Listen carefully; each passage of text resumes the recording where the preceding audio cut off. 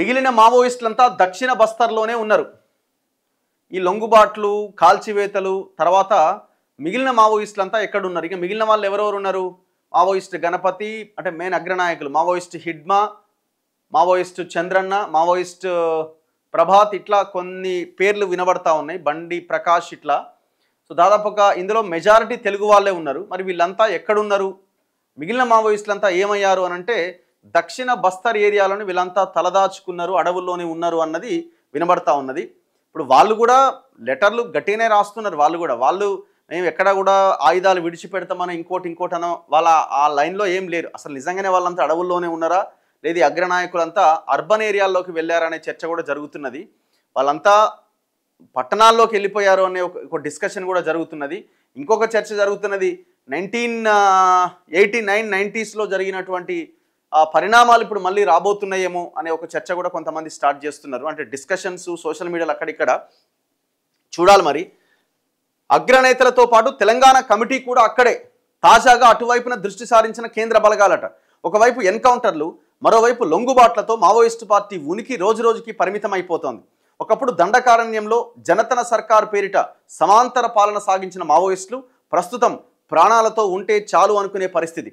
పార్టీలో నెంబర్ 2 స్థానంలో కొనసాగిన పొలిట్ బ్యూరో సభ్యుడు మల్లోజుల వేణుగోపాలరావు, దాడుల వ్యూహకర్త ఆషన్న, ఎవరు తక్కల్లపల్లి వాసుదేవరావు, లొంగుబాటుతో పార్టీకి తీవ్ర నష్టం వాటిల్లింది. వారిద్దరూ ఆయుధాలతో సహా దాదాపు 280 మంది క్యాడర్ను తమ వెంట తీసుకురావడంతో దండకారణ్యంలో పలు ప్రాంతాలు ఖాళీ అయినట్లయింది. ఛత్తీస్గఢ్, మహారాష్ట్ర సరిహద్దుల్లోని ఇంద్రావతి నేషనల్ పార్క్ ప్రాంతంలోని క్యాడర్ మల్లోజుల వెంటబోయింది. ఉత్తర బస్తర్లోని క్యాడర్ దాదాపుగా ఆషన్నతో కలిసి నడిచింది. ఈ నేపథ్యంలో ప్రస్తుతం మావోయిస్టుల ఉనికి కేవలం దక్షిణ బస్తర్ ప్రాంతానికే పరిమితమైంది. మావోయిస్టు పార్టీలో ఇది కాదు, చూద్దాం లెటర్లు. దక్షిణ బస్తర్ జిల్లా కేంద్ర స్థావరమైన జగదల్పూర్కు దక్షిణాన ఉన్న బాకావన్, లోహండిగూడ, తోకపాల్, దర్భా, సుక్మా, బీజాపూర్ ప్రాంత అడవుల్లో ప్రస్తుతం తలదాచుకున్నట్లుగా నిఘా వర్గాలు అనుమానిస్తున్నాయి.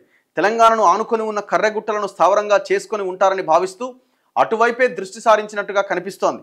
ఛత్తీస్గఢ్లో ఒకప్పుడు మావోయిస్టులకు బేస్గా ఉన్న అబూజ్మడ్, ఉత్తర బస్తర్ ఇప్పుడు నక్సల్స్ రహితమైపోయాయి. దక్షిణ బస్తర్లో మాత్రమే వారి ఉనికి ఉన్నది. త్వరలోనే అక్కడ కూడా తుడిచిపెట్టేస్తామని 2 రోజుల క్రితం కేంద్ర హోంమంత్రి అమిత్ షా కూడా ప్రకటించారు. హిడ్మా నేతృత్వంలోనే అగ్రనేతలంతా ఉన్నారట. ప్రస్తుతం మావోయిస్టు పార్టీకి అగ్రనేత తిప్పిరి తిరుపతి అలియాస్ దేవ్జీ, మాజీ సుప్రీం ముప్పాళ్ల లక్ష్మణరావు అలియాస్ గణపతి పెద్ద దిక్కుగా మిగిలారు. పీపుల్స్ వార్తో కలిసి మావోయిస్టు పార్టీ అవతరించినప్పటి నుంచి కేంద్ర కమిటీలో కొనసాగుతున్న మరో కీలక నేత మిసిర్ బెస్రా ఎలియాస్ సునీర్మాల్ జార్ఖండ్ గిరిద్ ప్రాంతానికి పరిమితమైనట్టుగా తెలుస్తోంది. ఈ పరిస్థితుల్లో People's Liberation Guerrilla Army PLGA కార్యకలాపాల్లో సిద్ధహస్తుడిగా ముద్రపడ్డ మడావి హిడ్మా నేతృత్వంలోనే దేవ్జీ, గణపతి లాంటి అగ్రనేతలు దక్షిణ బస్తర్లో ఆశ్రయం పొందుతున్నారని నిఘా వర్గాల అనుమానం. తెలంగాణ కమిటీకి మార్గనిర్దేశం చేస్తున్న కేంద్ర కమిటీ మరో సభ్యుడు పుల్లూరి ప్రసాదరావు ఎలియాస్ చంద్రన్నతో పాటు తెలంగాణ కమిటీ సభ్యులు Bade Damodar alias Chokkarao, Koyyada Sambaiah alias Azad, Kankanala Rajireddy alias Venkatesh తదితరులు తమ క్యాడర్లతో అక్కడే ఆశ్రయం పొందుతున్నట్టు భావిస్తున్నారు. హిడ్మా నేతృత్వం వహిస్తున్న PLGA బెటాలియన్తో పాటు తెలంగాణ కమిటీకి చెందిన సుమారు 60 మంది కలిపి మొత్తం 500 మంది వరకు సాయుధులు దక్షిణ బస్తర్లో ఉన్నారనేది నిఘా వర్గాలు అంచనా వేస్తున్నాయట. నిన్న మొన్నేమో హిడ్మా తెలంగాణలోకి ప్రవేశించిండు, కర్రెగుట్టలు ఈ ప్రాంతంలో ఉన్నాడు అన్నది ఇంకొక చర్చ నడిచింది. సో మొత్తానికైతే ఇటు ఆపరేషన్ ఖగార్ పేరుతో మార్చి 31లోగా మొత్తం మావోయిస్టులను లేకుండా చేయాలని అమిత్ షా శపథం చేస్తున్నాడు. అటు మావోయిస్టు పార్టీ కూడా చాలా గట్టిగానే రిప్లైలు ఇస్తూ ఉన్నది. ఈ పోరాటాన్ని ఆపలేరు, ఈ పోరాటం కొనసాగుతుంది అని వాళ్ళు లెటర్ల ద్వారా మాట్లాడుతున్నారు.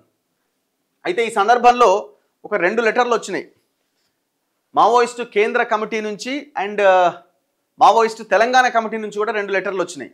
వాళ్ళు ఏమంటున్నారంటే అభయ్ పేరుతో కేంద్ర కమిటీ లేఖ వచ్చింది, జగన్ పేరుతో తెలంగాణ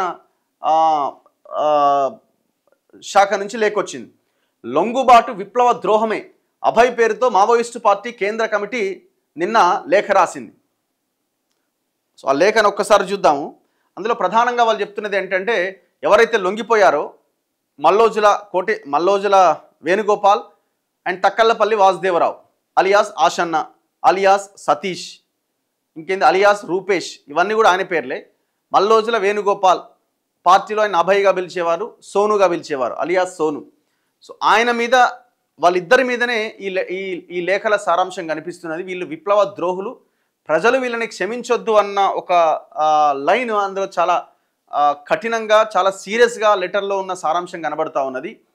అయితే బయట మాట్లాడుకుంటున్నది ఒక 3 యాక్షన్ టీంలు వాళ్ళ కోసం రంగంలోకి దిగినట్టుగా కూడా వార్తలు వస్తూ ఉన్నాయి. ఇంటెలిజెన్స్ కూడా దీన్ని గమనించి వాళ్ళకి పెద్ద ఎత్తున ప్రభుత్వాన్ని కూడా అలర్ట్ చేసినట్టుగా కనబడతా ఉన్నది. సో నేను అనుకోవడం, వాళ్ళు ఇప్పుడు లొంగిపోయినటువంటి ఆశన్న కానీ, లేకపోతే ఆయన వేణుగోపాల్ కానీ, మనలాగా జనజీవన స్రవంతిలో ఇంతకుముందు ఎవరైతే మావోయిస్టులు, నక్సలైట్లు లొంగిపోయి వాళ్ళ పని వాళ్ళు చేసుకుంటున్నారో, వాళ్ళలాగా వీళ్ళు పని చేసుకునే పరిస్థితి ఉంటుందా అనేది కూడా ఒక పెద్ద క్వశ్చన్ మార్క్. ఎందుకంటే మావోయిస్టు పార్టీ ప్రకటించింది వీళ్ళు విప్లవ ద్రోహులు, వీళ్ళ మీద తిరగబడండి, తన్ని తరమేయండి, ఖచ్చితంగా వాళ్ళు మూల్యం చెల్లించుకోక తప్పదు అనే కోణంలో, అంటే ఇంకేం చేస్తారు యాక్షన్ టీం రంగంలోకి దిగినాయంటే మనం అర్థం చేసుకోవాలి. సో కాబట్టి వాళ్ళు ఇప్పటికిప్పుడు వాళ్ళు బయటకు వచ్చి జనజీవన స్రవంతిలో ఉండి వాళ్ళ పని వాళ్ళు చేసుకుంటారని అయితే అనిపిస్తలేదు. మరి చూడాలి మరి.